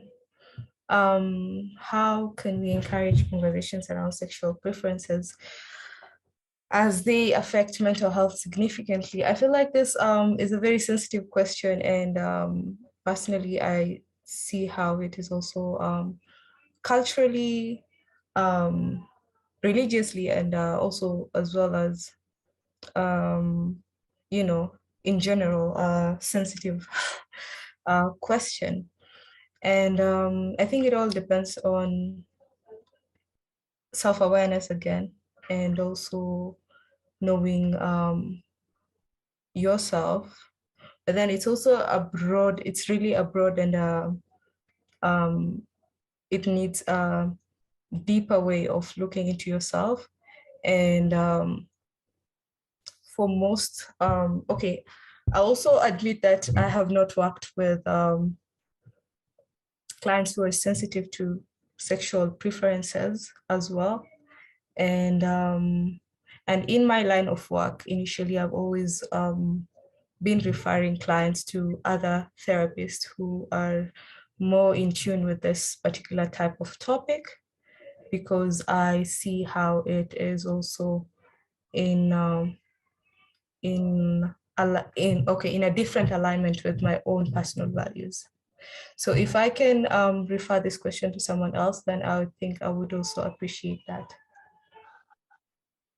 I think that would take it. I think just taking over from that, Nemo, I think that it's such a layered question. I think it would take another chat panel discussion to discuss sexuality and spirituality, and touching upon what you said earlier about spirituality and mental health. I think there's a big cause for conversation in that. I'm not sure we'll be able to fit that in today because it isn't a quick fix answer, but I'd reach out to anyone who is going through sexual identity. I'll be more than happy to reach out. I've worked with a lot of young people and adults who are going through certain identity issues, and I think that there's a lot I've got to say on that in terms of how the media is portraying certain things and what is genuinely going on for people. So I'd be happy to kind of get involved and help in any way I can. Thank you, Carl. I just wanted to add to that because I know, and I think, I'm someone who likes to speak from, I'm the one who sort of like, you think of me as the person who rocks the boat. There's so many conversations and I noticed like from my screen, we do have correct me if I'm wrong, you know, people who are religious. I'm a Christian myself, and obviously we've probably got some Muslims on here, and just whatever you believe in. And I think one thing that I've learned, I remember when I first started working with people who had different sexual preferences, and something that probably didn't align with my values and what I believed in. And what I had to do was, first of all, separate my values and beliefs from that person, and not impose what I believe in terms of see them as a person, see their emotions, because we have to see people as people first before anything else. Before you see the problem, you need to see the person as a person, because they are going through something. They've got emotions, you know, whether depending on what they are, LGBTQ plus, it doesn't matter. Always the person in front of you, look at them as a person. We're here to spread love and light, and we should always act from that place. We should always come from a place of love. Doesn't matter who in this world that it is. When you meet someone, an act of kindness can go a long way. And I think when we start to learn that, and we start to put that in our minds, and you know, separate, you know, what we believe in, and actually put the person that's in front of us that's going through something, whether that is what they're doing. And even if we're not in alignment, it's just sit there and listen to what they are going through as a person. The same way you probably, and we always have to remember that we all have something that, you know, is different from someone else. Someone else might be, they might look at me, they might be a lesbian, or they might be gay, but they might look at me that I've got certain, you know, values that I have that they might not be in agreement with. So there's no right or wrong. It's always looking from a point of, who is this person that is, who is this human being, you know.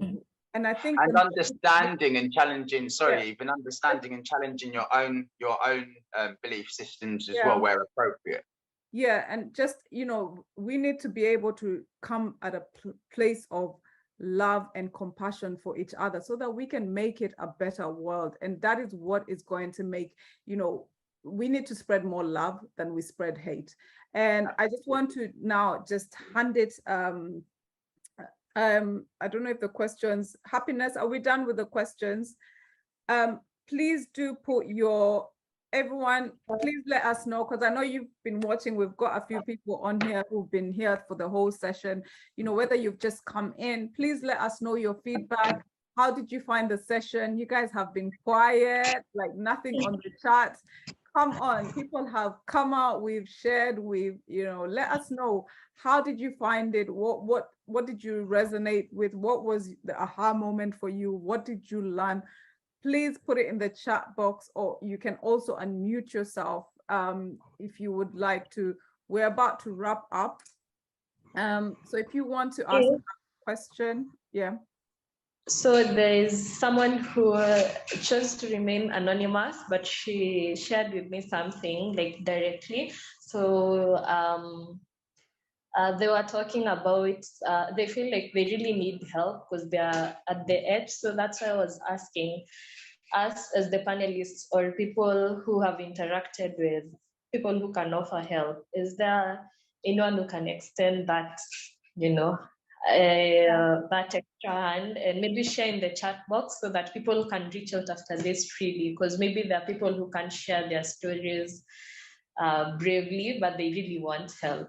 So so if you look at the newsletter, the newsletter, we put it on the chat. All of us here are open to receiving any kind of, you can reach out to any of us. That's why we're doing this. I'll also put, I'll give my number. They can send me an email as well, because we also, at Africa Healing, we also do crisis management. So we come from like a crisis point, because that's like my background, dealing with suicide or crisis. So if they want to reach out to me, I'm more than happy to support them. I'm also more than happy to refer them to the team, and also just working. We are working collaboratively in terms of all of us here. So whoever is going through something, download the newsletter, send us an email. You've got the guys, everyone, Nemo, put all your emails on there, and whoever you feel like you resonated with, put it in the chat. You can also download the newsletter to just go through everyone. We've written a bit of bio around them. You can go do your research, see who you want to get in contact with. We're all here to help you. There's no one here who is sort of like better than the other. We are here for a common goal, and that is to help people. Is there any other questions, any comments that anyone would like to share before we close? Please put your hand up if you want to share something from the session. Otherwise, I actually like doing this. I just want to choose one person just to see if our people were sleeping or they were listening. Since nobody, I'd like to say hi to Korea. Korea, at least unmute and tell me a hi.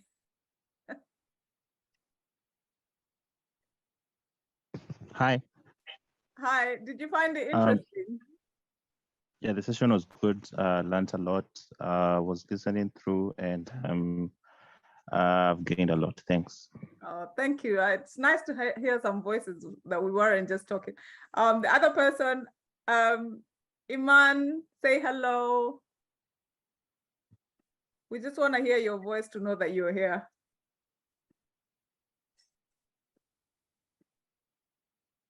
All right, Iman is not there. Mariam. Oh, Mariam said the discussion had been very enlightening. It was great to listen. Oh, hello. So now you guys are talking. People are saying they're being picked. Christine, are you still there? You were here from the beginning. You were here during setup. Just tell us hello, how you found the session.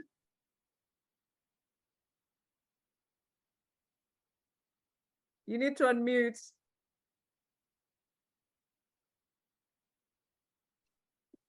Okay, so she's gone. Edwin G. Yes.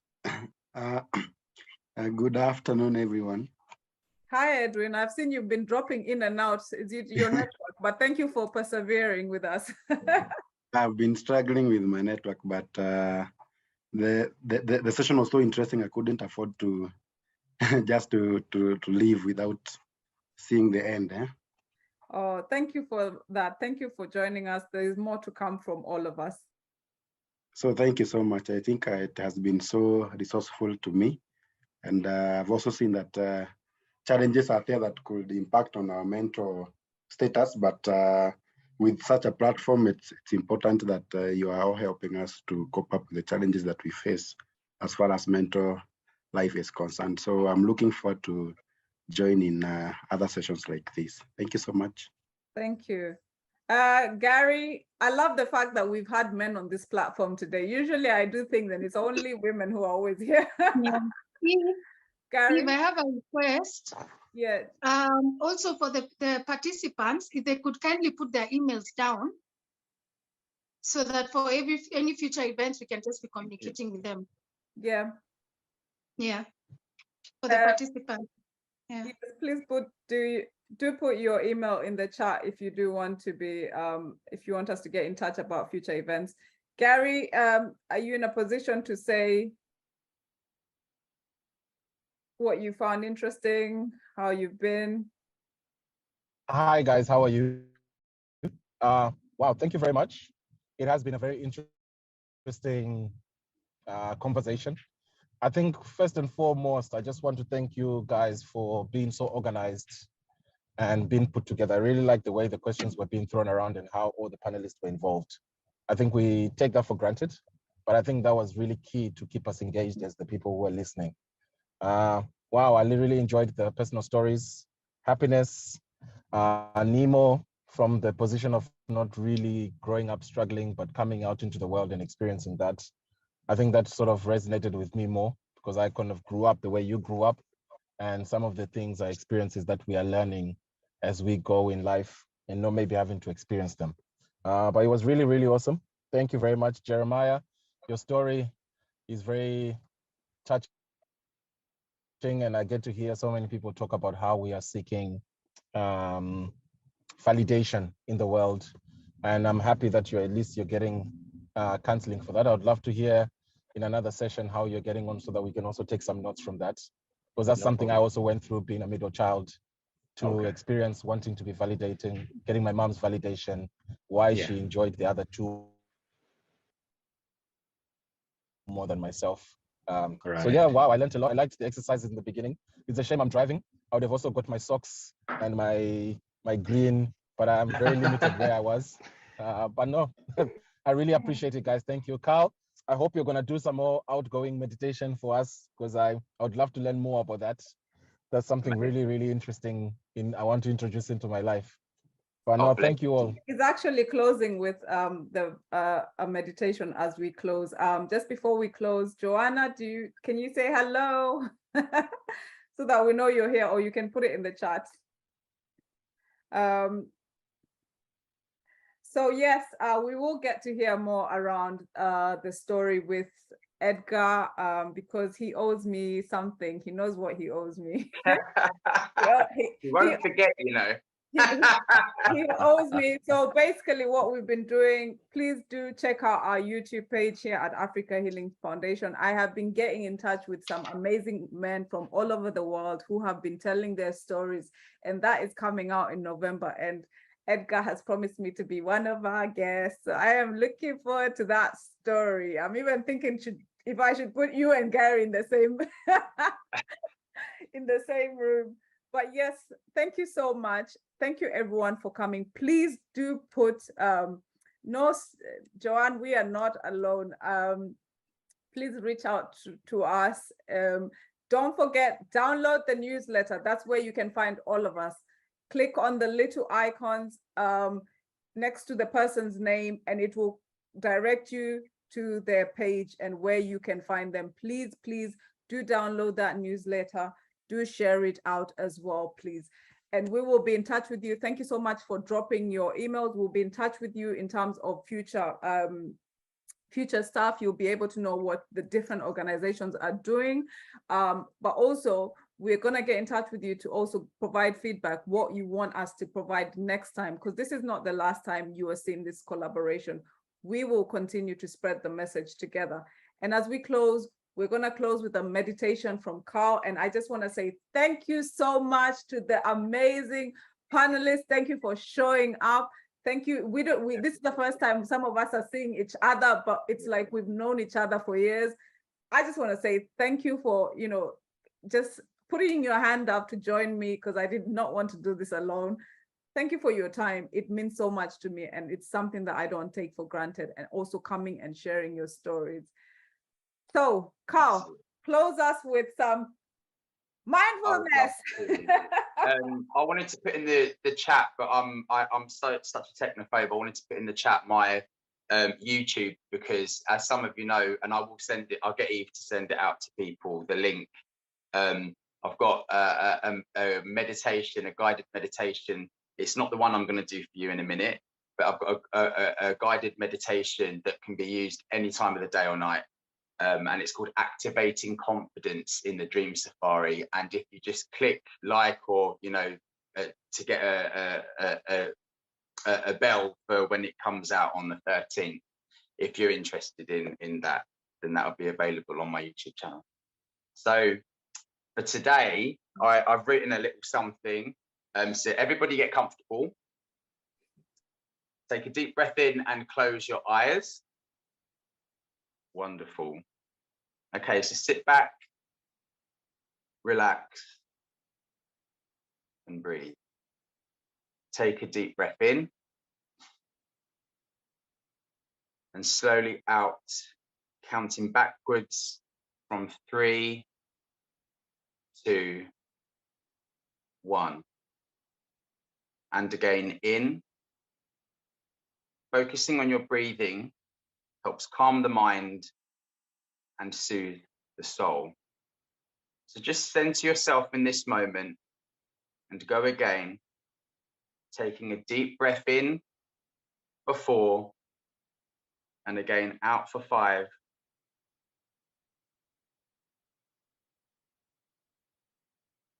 And in for 5.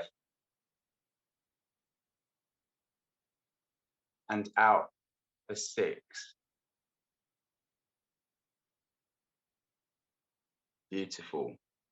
Now imagine yourself falling slowly down from the sky, arriving at the foot of a warm tropical savanna. Over to the left, you notice a crystal river, so intricate and peaceful in your ears. In the distance, you see a lake and a small waterfall.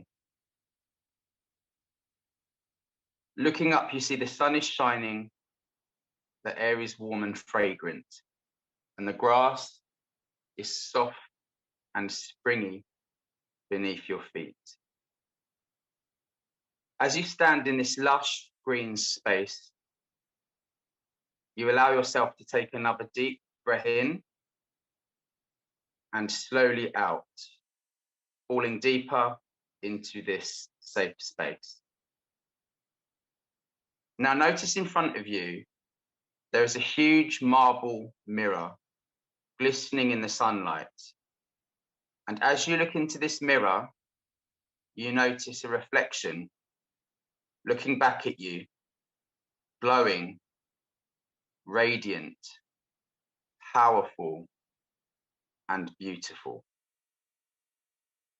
As you look in this mirror, you intuitively know the person is your best friend, and you can't help but love them unconditionally. As you look into this mirror, you have a moment of deep self-awareness, saying to yourself in your mind's eye, I am the peace. I am the truth. I am the love. And I am the change. Feeling this vibration of these words wrap around your heart, again once more you repeat, I am the peace. I am the truth. I am the love. I am the change. As you repeat these words, you feel an inner wisdom accessing a part of yourself you may have kept hidden, but now feel it is safe to share. As you look back at yourself, you fall deeply into confidence and self-acceptance. You feel it move over your body. And as you continue to feel the energy of these words, notice the mirror has disappeared, but the feelings of self-acceptance, gratitude, pride, and love remain.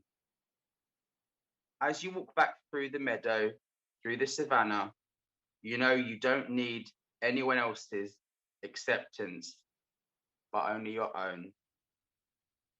Remember, the light is you, and you have the power to light up the world. Now, with this activation of love and self-acceptance, I invite you back into physicality. I will now count backwards from 3. Notice the chair beneath you. 2, wriggle your fingers and take a deep breath in and open your eyes. And 1, welcome back.